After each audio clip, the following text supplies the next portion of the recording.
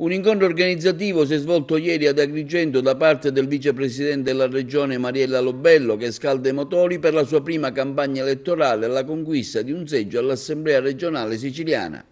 È la prima campagna elettorale per quanto riguarda le elezioni regionali.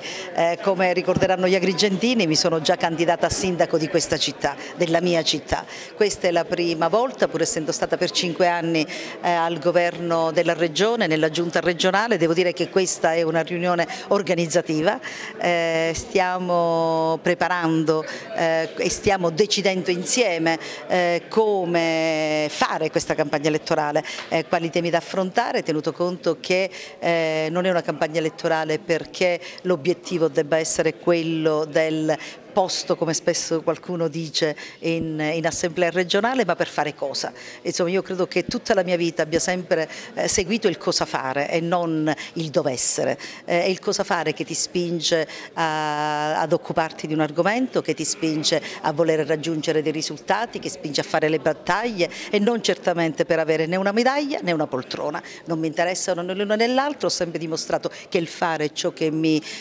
appartiene e preferisco essere valutata e dopo votata. Mariella Lobello ha anche parlato dell'esperienza avuta con il movimento del megafono e cosa per lei ha rappresentato.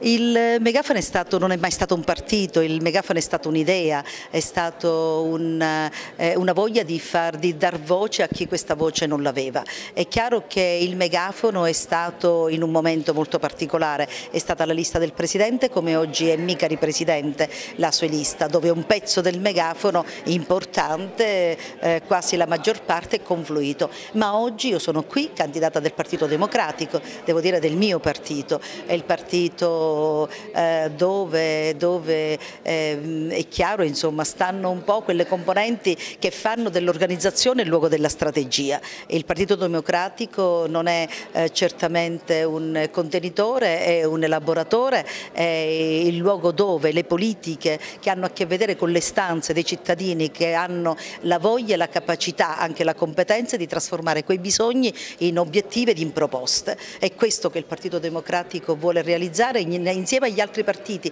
della coalizione che sostengono Micari Presidente. Non dobbiamo dimenticare la lista Micari Presidente, prima fra tutte quella di Sicilia Futura insieme a quella di AP, una bella formazione che porterà al governo della regione il Presidente che saprà nei prossimi 5 anni continuare il lavoro fatto dal governo Crocetta.